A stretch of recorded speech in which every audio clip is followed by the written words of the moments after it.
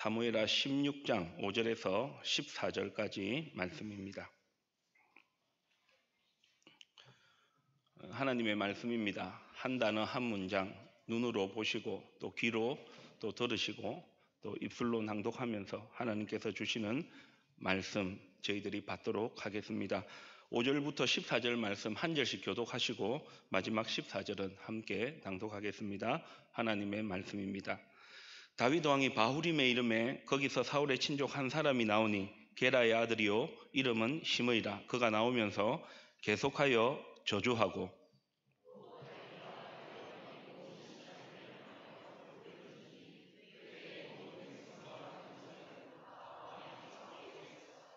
시므이가 저주하는 가운데 이와 같이 말하니라. 피를 흘린 자여 사악한 자여 가거라 가거라.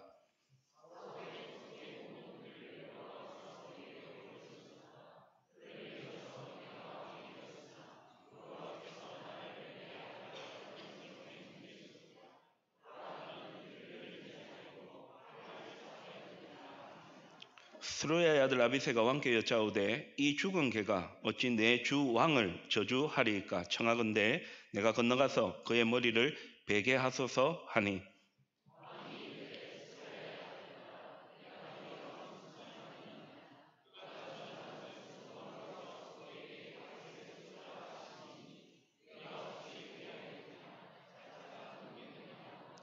또 다윗이 아비새와 모든 신하들에게 이르되 내 몸에서 난 아들도 내 생명을 해하려 하거든 하물며 이 베냐민 사람이라. 여호와께서 그에게 명령하신 것이니 그가 저주하게 버려두라.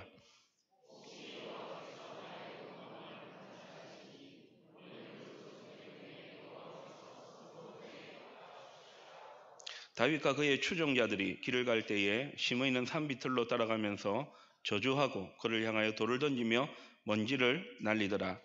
왕과 그와 함께 있는 백성들이 다 피곤하여 한 곳에 이르러 거기서 쉬니라. 아멘. 우리의 목자이신 여호와 하나님, 말씀의 풀밭, 말씀의 물가로 나아갑니다. 영의 양식인 하나님의 말씀을 먹고 마실 때 깨닫는 지혜와 순종하는 믿음을 주시고 말씀의 능력으로 우리의 믿음을 부욕해 하여 주시옵소서. 예수님의 이름으로 기도드립니다. 아멘. 화면을 한번 보시기를 바랍니다. 이 심사숙고라는 사자성어의 단어를 잘 아실 겁니다. 그런데 제가 조금 이 단어 가운데서 이런 뜻이 있구나 하는 것을 좀 발견했습니다. 심사는 깊게 생각한다 아실 거고요. 이 숙고라 할 때의 이 숙자는 익히다라는 뜻이 있습니다. 그러니까 익히려고 하면 시간이 좀 필요한 거죠. 그러니까 깊이 생각하고 그 다음에 시간을 들여서 이렇게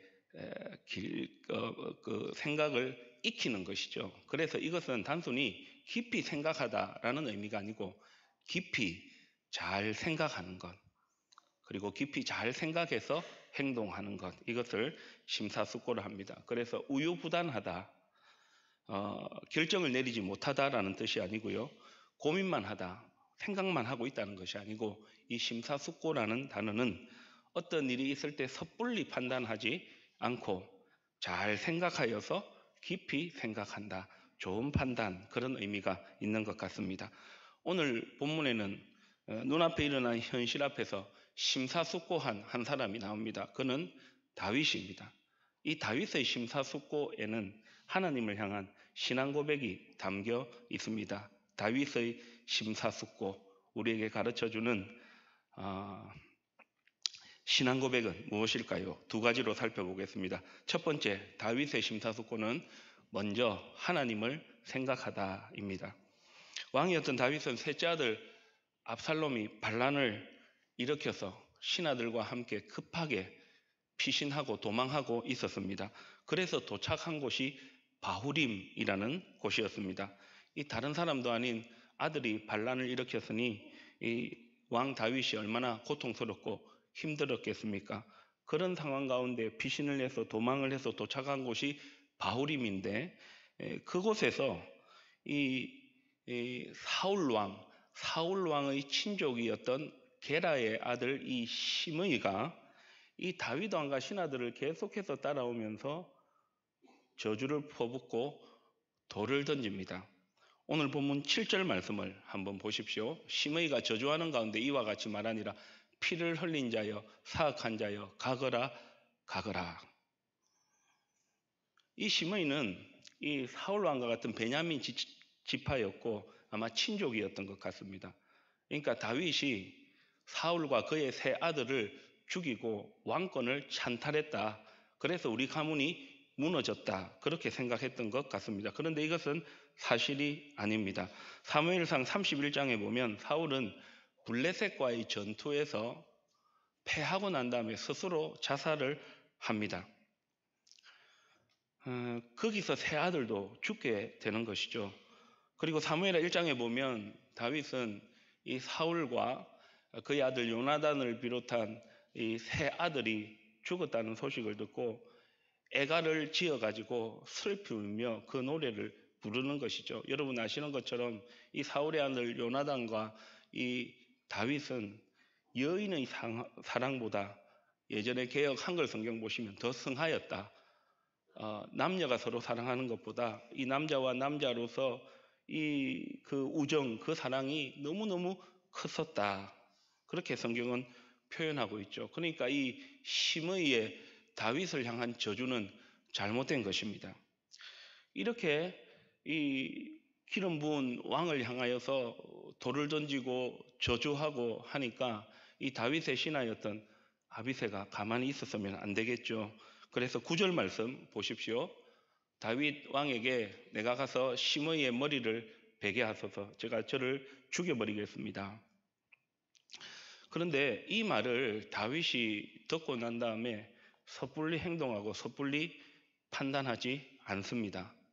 예를 들면 신하를 보내서 저 게라의 아들 시므이가 하는 저 저주가 잘못된 것을 가서 이야기를 해줘라.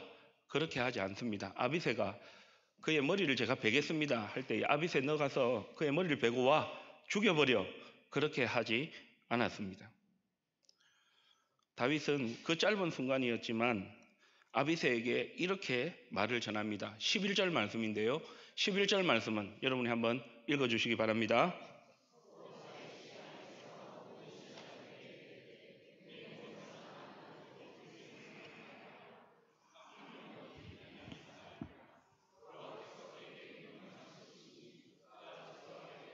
말씀 한번 보십시오. 아비새와 모든 신하들이 다 보고 있었습니다. 왕으로서 얼마나 부끄럽고 그렇게 했겠습니까? 그 말이 아니어도요. 그런데 이 다윗이 이 시므이의 저주 앞에서 이런 이야기를 하죠. 지금 자신이 아들 압살롬의 반란 때문에 도망가고 있습니다. 당장 그를 어떻게 하지 아니하고 먼저 자기를 돌아봅니다. 이 일이 일어난 가운데서 하나님께서 하시는 일이 있지 않을까? 먼저 하나님을 생각한 것이지요. 하나님께서 이 일을 하셨을 수 있다. 그러니까 그 저주하도록 가만히 내버려 두어라. 그렇게 이야기를 합니다. 다윗은 심사숙고 먼저 하나님을 생각했던 것입니다. 여호와께서 명령하신 것이니 그가 저주하게 버려두라. 그 말 했던 시므이에게 당장 달려가서 어떤 행동을 취하지 않았습니다. 먼저 하나님을 생각했죠. 이런 생각 아니었겠습니까? 하나님, 왜 이런 일이 일어났을까요? 왜 이런 일이 일어났을까요? 제가 어떻게 하면 좋을까요? 예수님께서 전한 말씀이 많이 있는데요. 그 중에 마태복음 10장 29절에서 30절에 이런 말씀이 있습니다. 잘 아시는 말씀입니다. 참새 2마리가 한 아사리온에 팔리지 않느냐. 저기서 한 아사리온은 오늘날 몇천 원에 해당됩니다. 당시 참새 2마리 정도는 아마 오늘날 몇천 원을 두고 살 수 있었던 것 같습니다. 그런데 이 일조차도 하나님께서 허락하지 않으시면 일어나지 않는다. 이 사소한 몇천 원의 참새가 팔리는 것도 하나님의 허락 없이 일어나지 않는다면 너희에게 일어나는 이 모든 일들 그 참새보다도 비교할 수 없이 귀한 너희의 머리털을 다 세고 있다. 하나님은 그런 분이시다. 이 말씀의 의미가 무엇입니까? 하나님의 허락 없이 일어나는 일은 없다. 이것을 우리 기독교 신앙에서는 이렇게 이야기합니다. 저를 한번 따라서 해보시겠습니까? 섭리. 발음이 좀 그랬습니까? 다스릴 섭자 한자로 하면 다스릴 이자는 제가 한자를 가르치려고 하는 것이 아니고요. 여러분들 잘 기억하시라는 겁니다. 섭리는 뭐냐면 이 세상을 창조하시고 다스려 가시는 하나님. 허물과 죄로 죽은 저와 여러분을 예수님을 이 땅에 보내셔서 죽게 하셔서 구원하신 그 하나님. 모든 것이 하나님의 뜻과 계획 안에 있고 하나님의 허락 없이 일어나는 일은 없다 하는 것이 하나님의 섭리입니다. 다윗은 심의의 저주 앞에서 그 심의가 한 말과 그 심의를 상대하지 않았습니다. 먼저 하나님을 생각했습니다. 저주하게 버려두라. 그러면서 자신을 먼저 돌아보았습니다. 하나님이 왜 이런 일을 일어나게 하셨을까? 내가 어떻게 해야 될까? 심사숙고 생각을 한 것입니다. 하나님의 섭리가 있을 것이다. 사랑하는 교회 여러분, 우리는 살면서 수많은 일을 경험합니다. 이럴 때 우리는 어떻게 해야 할까요? 그 사람, 그 현실만 보면 안 됩니다. 탓하고 이유를 따지고 원망과 불평을 쏟아내면 안 되는데 강용찬 목사도 그래 하고 여러분들도 아마 그렇게 하실 경우가 많이 있을 겁니다. 그때 우리가 해야 할 심사숙고는 이것입니다. 먼저 하나님을 생각하는 것. 하나님의 허락 없이 일어나는 일은 없다. 이것이 다윗이 먼저 심사숙고했던 신앙 고백이었던 것입니다. 그런데 먼저 하나님을 생각하고 심사숙고하며 신앙 고백하는 사람은 다음을 향해 나아갑니다. 다윗의 두 번째 심사숙고 신앙 고백은 이것입니다. 결과 하나님께 맡기다. 결과 하나님께 맡기다. 오늘 본문 12절 말씀을 한번 보시길 바랍니다. 15절은 저와 여러분이 함께 읽겠습니다. 혹시 여호와께서 나의 원통함을 감찰하시리니 오늘 그 저주 때문에 여호와께서 선으로 내게 갚아주시리라 하고. 원통한 것입니다. 다윗이 그런 것이 아닙니다. 그런데요, 먼저 하나님을 생각하니까 하나님의 허락 없이 일어나는 일이 없다. 심사숙고해서 신앙 고백하니까 나의 원통함을 하나님께서 아시고 여호와께서 하나님께서 선으로 갚아주실 것이다. 결과를 하나님께 맡겼던 것입니다. 하나님, 왜 이런 일이 일어났습니까? 제가 어떻게 하면 되겠습니까? 먼저 하나님을 생각해서 심사숙고해서 하나님을 생각하니까 다음을 향해서 나아가는 거죠. 심사숙고 두 번째, 결과를 하나님께 맡기는 것입니다. 여호와께서 선으로 갚아주실 것이다. 하나님께 맡기는 것입니다. 그래서 심의가 계속해서 따라오며 저주하고 조롱했지만 거기에 연연하지 아니하고 다윗은 신하들과 자기를 따르는 백성들과 함께 자신이 가야 할 길을 묵묵히 걸어갑니다. 오늘 본문 13절, 14절 말씀을 보시기 바랍니다. 다윗과 그의 추종자들이 길을 갈 때에 심의는 산비탈로 따라가면서 저주하고 그를 향하여 돌을 던지며 한 번 하고 만 것이 아닙니다. 계속 따라가면서 돌을 던지고 피 흘린 자여 사악한 자여 가거라 이 먼지까지 막 휘날리면서 그렇게 했지만 다윗은 결과를 하나님께 맡기고 자기가 가야 할 그 길을 걸어갔던 것이죠. 그를 상대하지 아니하였고 그의 말을 상대하지 않았던 것입니다. 결과를 하나님께 맡겼기 때문입니다. 그렇다면 그 이후 어떻게 됐을까요? 하나님은 정말 선으로 갚아주셨습니다. 하나님의 허락 없이는 일어나는 일이 없다. 먼저 하나님을 생각하니까, 그래서 결과를 하나님께 맡기니까 하나님께서 정말 선으로 갚아주셨습니다. 우리가 오늘 읽었던 본문이 제가 헷갈립니다. 사무엘하 16장인데 이제 그 아들 압살롬의 반란이 끝나고 다시 다윗이 이제 왕으로 복귀를 합니다. 그게 사무엘하 19장에 나오는데요. 그때 이 사무엘하 16장에서 있었던 그 일을 어떻게 처리가 되어졌는지 말씀을 통해 한번 보시기를 바랍니다. 21절에서 23절 말씀을 한번 보십시오. 아비새가 대답하여 이제 반란이 끝나고 다시 왕궁으로 돌아온 것입니다.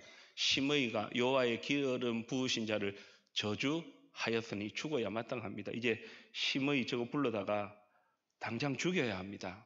그런데 22절에서 다윗이 뭐라고 이야기를 합니까? 내가 이스라엘의 왕이 다시 되어졌다. 그러면서 23절에 시므이를 죽입니까? 그대로 살려둡니까? 살려두는 것이죠. 여호와께서 선으로 갚아주셨다. 다윗이 그 신앙 고백을 확인을 하고 있는 것이지요.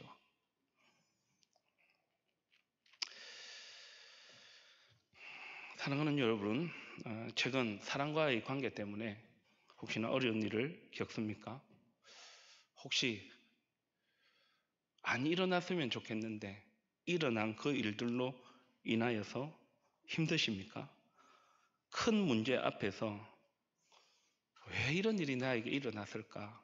원망과 불평으로 하루를 또 지난 한 주를 또 여전히 아주 오래전에 또 지금도 일어나는 그 일들 때문에 여러분들 힘드시고 또 나를 힘들게 하는 사람, 괴롭고 골치 아픈 일, 큰 문제 그것만 들여다보고 그것만 혹시 생각하고 있으십니까? 다윗이 우리에게 심사숙고해라. 먼저 하나님을 생각하고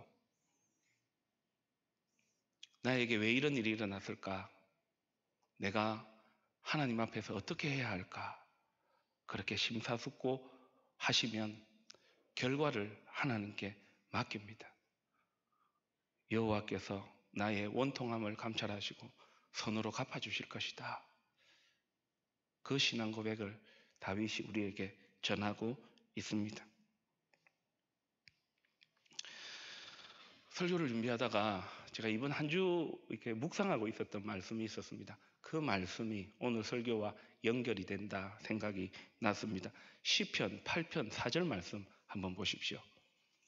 같이 한번 읽겠습니다. 사람이 무엇이기에 주께서 그를 생각하시며 인자가 무엇이기에 주께서 그를 돌보시나이까.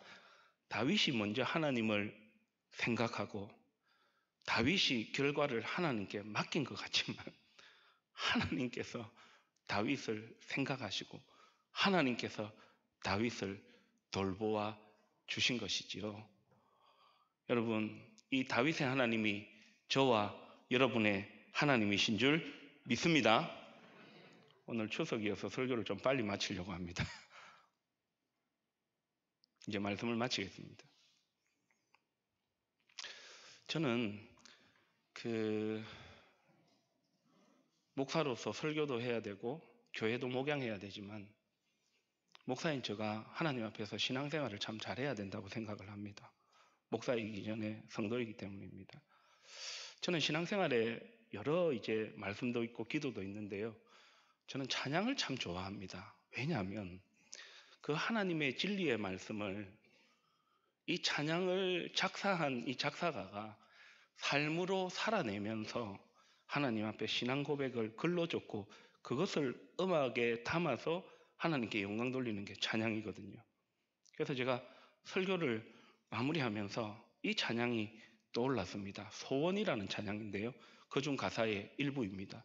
나의 작음을 알고 그분의 크심을 알면 소망 그 깊은 길로 가길 원하네. 저는 저기서 오늘 설교 제목인 심사숙고를 봅니다. 소망 그 깊은 길로 가기 원하네. 우리에게 일어나는 일 가운데 일희일비하지 아니하고 심사숙고 먼저 하나님을 생각하고 결과를 하나님께 맡기면 하나님께서 선으로 갚아 주시는데 이 신앙 고백이 무엇으로 나타나야 하느냐? 그 앞에 가사입니다. 나의 무엇을 알고 자금을 알고 하나님의 무엇을 알면 크심을 알면. 사랑하는 교회 여러분, 그 일보다 그 사람보다 하나님이 크신 줄 믿습니다. 다윗의 신앙 고백은 이 한 가지였습니다. 하나님이 저 심의의 말보다, 지금 나에게 일어나는 일보다 하나님은 크신 분이십니다. 그러면서 먼저 자기를 생각하고 하나님 앞에 내가 잘못한 것은 없는지 자신을 먼저 돌아보게 된 것이죠. 먼저 하나님을 생각한 것입니다. 하나님을 생각하니까 우리를 생각하시고 우리를 돌보시는 시편 8편 4절, 사람이 무엇이간데 저를 생각하시며 인자가 무엇이간데 저를 돌보시나이까. 그 하나님을 신뢰하게 된 겁니다. 그러니까 이 다윗이 결과를 하나님께 맡긴 것이죠. 선으로 여호와께서 나의 원통함을 감찰하시사 선으로 갚아주실 것이다. 하나님은 크신 하나님이셨습니다. 크신 하나님이셨습니다. 다윗이 아들 압살롬의 반론으로 도망가는 가운데서 일어났다. 안 그래도 힘들고 슬프고 마음 아픈데 이런 일이 일어났을 때에 충분히 불평하고 원망하고 할 수 있었지만, 보복할 수 있었지만 그렇게 하지 않고 먼저 하나님을 생각했습니다. 심사숙고. 두 번째로 하나님을 생각하니 이제는 결과를 하나님께 맡깁니다. 선으로 하나님께서 갚아주셨습니다. 추석 명절 연휴를 보냅니다. 추석이 풍요롭고 참 감사하기도 한데 가족들과 친지들과 이렇게 살다 보면 오해도 생기기도 하고 섭섭한 일도 생기기도 하고 그런 것 같습니다. 이번 추석 연휴 동안 또 이번 한 주를 보내시면서 오늘 말씀을 꼭 기억하시면 좋겠습니다. 심사숙고.